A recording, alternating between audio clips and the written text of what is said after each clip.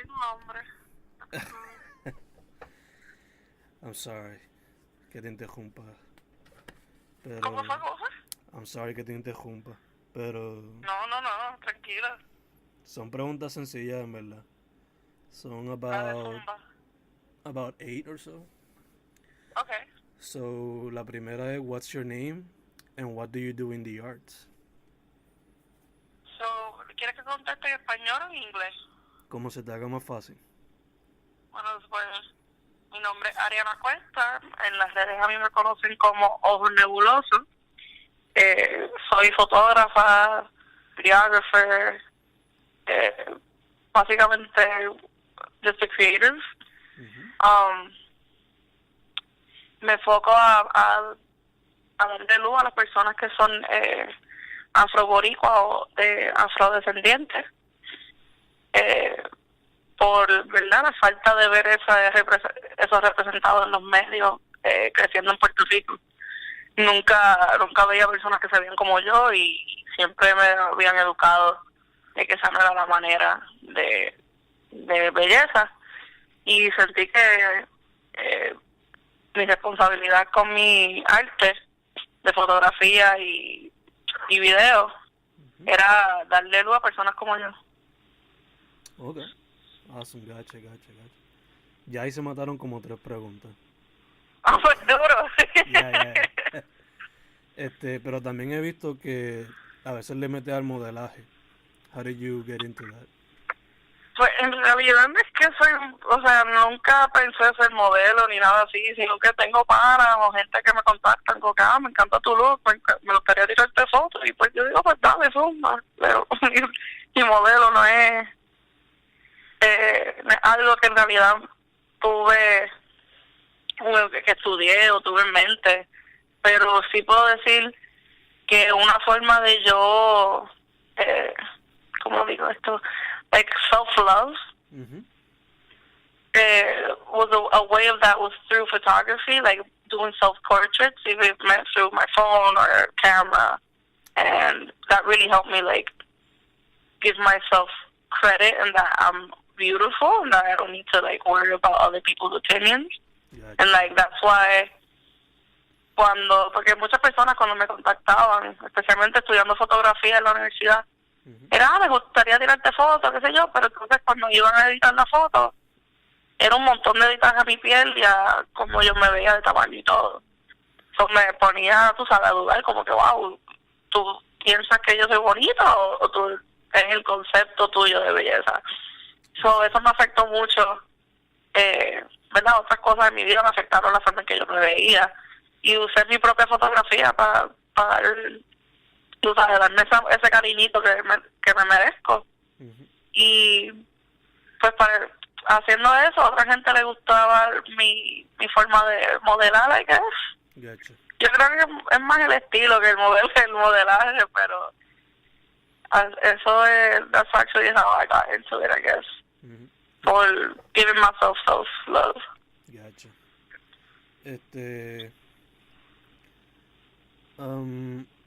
Próxima es, what do you think about the current state of the arts in Puerto Rico? Yo pienso que es muy, ahora mismo, ¿verdad? Teniendo mi experiencia de creciendo allí y tratando de involucrarme en la escena del arte. La escena del arte en Puerto Rico es bien clasista y con el clasismo viene el racismo. Pienso que no hay bastante espacio para personas como yo, que son hasta de tez más oscura, meterse en el art scene, si no es quedarse en el mismo espacio de nada más tener su arte visto si es que están en la universidad. Pero entonces las personas que estudian, que son artistas y no están en la universidad, ¿dónde van? ¿Entiendes? Y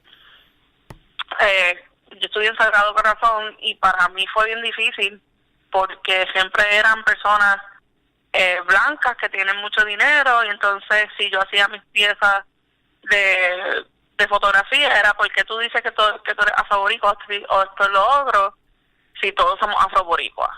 Entonces está esa parte donde están negándome mi identidad porque se sienten que no es necesario. Entonces, tuve muchos momentos en que yo trataba de meterme en la escena. Me decían, pero porque como que tu estilo es cool, pero no es lo que buscamos. O como que si yo no conocía a fulano y era en clic de fulano lambiéndole el ojo a un guaynabito o algo así, entonces no era muy cool para estar en el clic de esa galería. Y para mí la escena del arte en Puerto Rico tiene mucho que crecer, tiene que salirse de limitar a las personas al pensamiento, ¿verdad?, de lo que es el pensamiento europeo de estándar de belleza. Cuando hablan de feminismo no incluyen a las mujeres de tez negra ni las mujeres transgender tampoco. Entonces es bien cerrado, se ha quedado en el mismo círculo en la escena del arte. Fui una vez a una exhibición en Guaynabo que era sobre la mujer negra.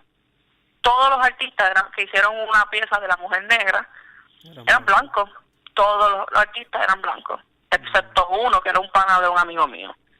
Y toda la forma en que, todo el punto de vista de cada artista blanco haciendo una pieza de una mujer negra era o tenía los senos por fuera, o tenía un afro bien grande, o era una esclava limpiando, y eso era el arte. Entonces me pone a pensar, nosotros somos buenos, las personas negras, ¿verdad? En el arte nosotros para ustedes somos buenos para usarnos como un edge, ¿verdad? Para decir, like, oh, wow, qué controversial, ¿verdad? That's what I call, like, es como decir, like, edge porn, es lo que yo le digo. Okay. Like, people that don't connect to that, those issues, use those issues to seem like they're that white savior complex, like. Okay, gotcha. Yes. Yeah, so it was really confusing. I went there and everybody was telling me, like, oh, where are you from? Y yo les decía, yo soy aquí de Puerto Rico. Y ellos, de verdad, es que tú no te pareces de Puerto Rico. O sea, estoy en una exhibición que es sobre ser la mujer negra y la negritud. Y tú me estás diciendo a mí que tú no pareces de Puerto Rico. Entonces, el arte en Puerto Rico tiene mucho que crecer. Tiene que primero, ¿verdad?, las mismas oportunidades que esta gente que vienen de dinero tienen. Se le tiene que dar a la gente que no la tienen. Se le tiene que dar luz yo pienso que primero que todo hay que darle luz a personas de color. Definitivamente las personas negras en el arte no son apreciadas, al menos que quieren ver un baile de bomba en la Sunset. Exacto. O al menos que le traiga a chavo como un exacto. Gotcha. No nos podemos ir muy lejos, como que mira, en la misma esta dama que se llama Ibro Carrión, y yo a Ibro Carrión yo era fanática de su trabajo hasta que vi que quiso hacer, verdad, como dije, el edge porn, decir que soy super edgy con mi arte. Y he did blackface. He completely did blackface, and then when he got called out on it, he said that there's no way this is blackface and that I'm racist because I'm Puerto Rican. So first, in the art scene, people need to recognize their privileges back home. They really need to recognize it's okay that you're not black. Especially in the society we live in, you have every privilege that I can't have. It's okay not to be black, but if you're going to talk about black art, if you're going to talk about transgender people, give that space to people that actually go through those issues and have to talk about that on a daily basis.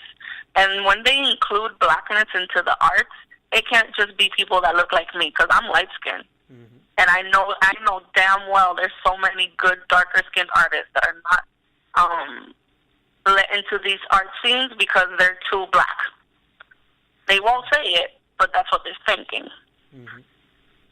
And yeah, that's why I never felt like the art scene back home was very accepted what I did. It's not till now that I have people back home telling me, "Wow, you're so great," or like telling me like, "Oh, I love your art." It's like, yeah, but when I was doing it back home, you didn't fuck with it. Gotcha. I had professors telling me like, "Why are you taking pictures of only black people?" And these are professors que son fotoperiodistas, que son que trabajan para las campañas de medalla y todo esto, ¿te entiendes? La escena de arte no es nada más la gente de nuestra edad, son los mayores también. Los mayores tienen que entender que que no pueden quedarse en el mismo circle jerk de la misma gente, de que, wow, tu trabajo está cabrón, en el mismo circulito.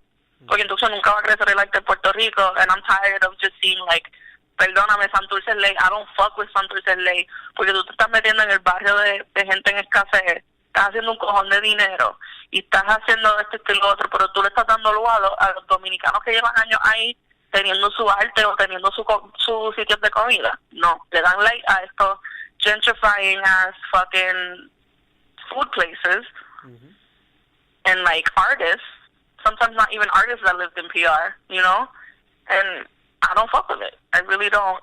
And boy, I could go all night talking about the art scene back home. Like you hit a sore subject for me, because like I felt excluded all my like since 2014 that I've been working in the art scene. I've felt excluded. Would you say that's why you are using the internet as a way? If it wasn't for social media, I wouldn't be where I am right now, honestly. Because I had so many people back home that didn't support me.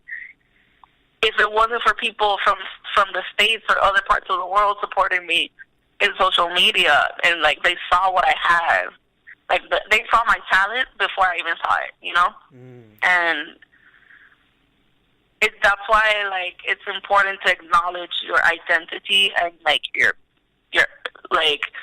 race, because if you don't, you would get sucked up into that whole thing of like how PR is. Like people have this concept that it's all one race, and it's very like, as an artist, that's super like, eso causa como que un emotional, como que te debilita bien cabrón, como que tú no tienes espacio para pensar, wow, yo puedo lograr esto. Es siempre a quién tú conoces o qué equipo tú tienes. Mientras tanto, hay personas en las redes que me dicen como que, wow, tú podrías hacer esto, o wow, o me dicen, mira, gracias por esa pieza, porque me sentí que me estabas identificando algo que nunca he visto, y que yo soy parte de. Si no fuera, sinceramente, yo no sé qué yo haría si no fuera porque yo me atrevía, porque con todo y que yo tenía a toda esa gente diciéndome it's not good enough, yo decía, you know what, I'm gonna post it on Instagram and see how it goes. And I would get feedback, you know, I would get people giving me criticism too, which is great. Like, I'm all for constructive criticism. You know, like, there's these guys that run this page called Beautiful in Every Shade. Y ellos, honestamente, son los que they maintained checking up on me for me to keep doing photography, because there was times, you know what it is to have your own professors telling you your photography is shit, like literally in front of all the students, all because it's not wide enough. That was literally the only issue, because they would love the angles, they would love everything else, but it's not wide enough. They wouldn't say, oh, it's not wide enough. They would be like, why do you only take pictures of black women or black men? Where do you find all these black people? And it's like, I don't know, bro. Like, I feel like I want to pave the way for people that come from barrio, you know, like, and have all these like identity issues because of how it is growing up in a commonwealth. I don't want them to go through everything I went through, yo. Like, I really don't. That's why, like, the whole reason I'm even grinding hard in New York is because I want that for people back home. And I know I shouldn't feel like I should carry that burden or like that wanting to change that, but I feel like it, you know. Like, I get black girls back home contacting me like, yo, like, I really love your art. And like, I had one girl tell me that the whole reason why she went to study photography is because of me. And like I'm still young. To have that shit happen is like crazy to me. So if I can continue doing that because I didn't let the concept of art back home hold me into el 100 por 35 nada más, yo quiero darle eso a cualquier otra persona que venga de barrio, mano. Gotcha. Is that also how the book that you got came about? So the book I have, it came about that I got contacted by the ICP, the International Museum of Photography, that they loved my work. That actually I was recommended by someone I had taken pictures of. They thought my work was good, and they were like, well, like, we want to open a part of the museum is going to be about Black identity and Black male fragility. So I was like, that's basically what, like, my photography towards men is, because I feel like Black men are only seen as either hypersexualized or that they're only good enough to, like, look high as fuck or look scary. Yeah. And I was tired of that shit. So every time I take pictures of black men or male identifying people, I've always said, like, yo, like, I don't want to go with a typical point of view, because I feel like we're, like, you guys are more than that. So what I do is I work with colors, or I work with flowers. And the whole working with flowers is not even, like, something I planned, because most of my photo shoots, I don't even plan how I'm going to have it structured. Like, honestly, especially being, like, a freelancer, you have to work with the least amount of props possible, right? Yeah. So most of the pictures I have of guys with flowers or something is because it was in my way. I was like, why not use this, right? And I've never purposely tried to make somebody look fragile. I'm just like, oh, hold on, bitch, you got that and you didn't tell me? Oh my God, that looks so nice. I'm so sorry. It's just that my friend, she got these sunglasses. I was waiting for her to get so I can shoot her. But, like, so, like, the book came up of, like, the opportunity presented itself and me already having, you know, those pictures. But I felt like when I was doing that book, I felt like I was missing something. And turns out, like, one of my friends back home had to move to New York, which I'm doing an article about it. He had to move to New York because he lost everything. He lost everything back home in PR. And, like, he's in the drag scene. And it was literally, like, the day after I got contacted to hand in my book. I had, like, a week to hand in the book. A week and a half to hand in the book. I was like, listen, I need to take pictures of you and talk about your story. And he's part of the book, and it's, like, crazy how the universe just makes everything like, you know, come together. But my book is mostly just the perspective of the black male masculinity through the eyes of an Afro-Latina. So, like, in my book, you'll see people that are bi, you'll see people that are non-binary, that are you know, they identify as non-binary, but they the way they dress is what people would consider male identifying.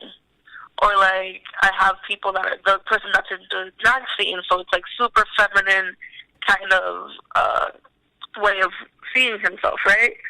And then you also have, at the end of my book, you'll see a man and a woman that have, like, the same clothing, the same, like, hairstyle, but they both identify as, like, one identifies as a male and one just, that person does not identify with a specific gender.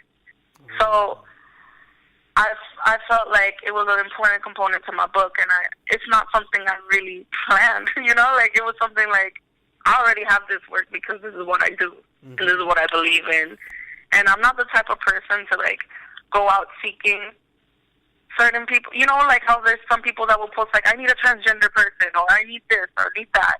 I'm like, no, like, I don't want to, like, seek, like, make them think I'm just here for, like, because it's trending, or, like, if you're really about that, you know, about the cause, people like that will come in your way, you know? And I think it's really important for especially photographers to stop exploiting these people, you know? Like, if you manifest that you want to take pictures of people in a certain type of community, put yourself in that community, you know?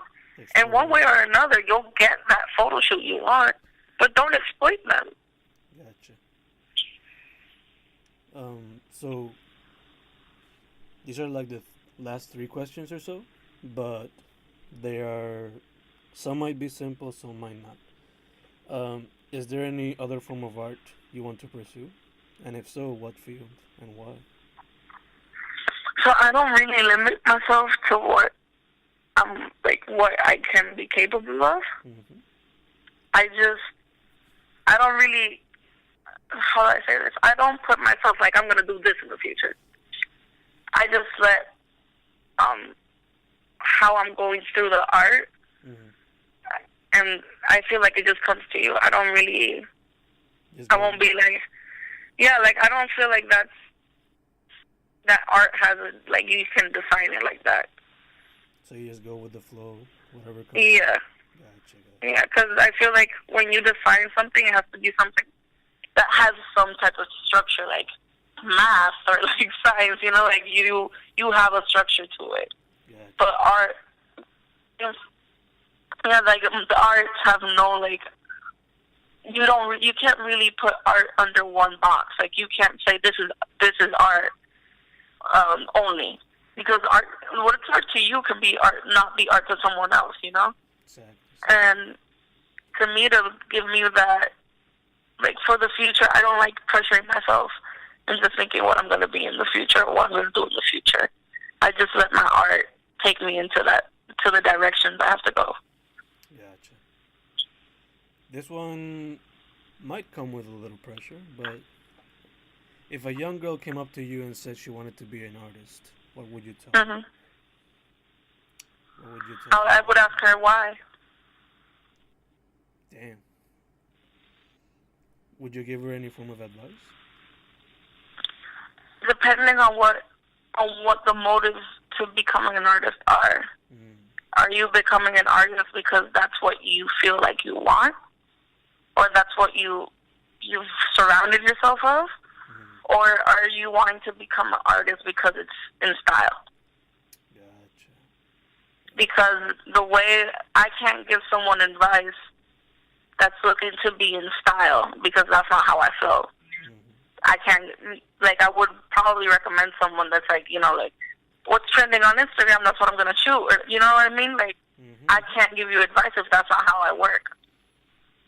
Me ha pasado con los poetas, confío.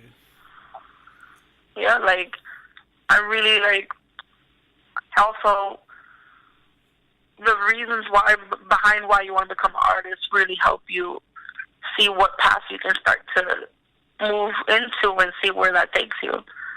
I can't give you advice if you don't give me a why. Gotcha. Because there's so many different forms of art.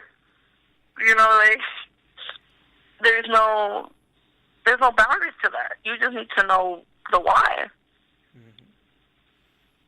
At least that's how I look at it. That's how I would give that kid advice.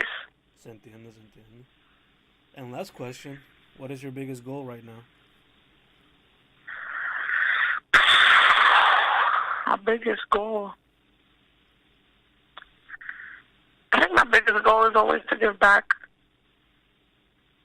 No matter how much, like, one way or another, I always try to give back. Even if it's helping out that one kid that wants to, like, start photography but doesn't have the monies to do so. I'll be like, listen, you have these tools, you have YouTube, you have this, you have that. Don't limit yourself to, like, that you need a bachelor for that. Yeah, my main goal is just to give back to PR through my photography, through my work, through, like, events, anything I can do. Because at the end of the day, I want that kid that comes from nothing to be able to have everything. Awesome. But chica, that's about it. That's the interview. Ah, te la batí toda entonces. Yeah. That's about it, you know.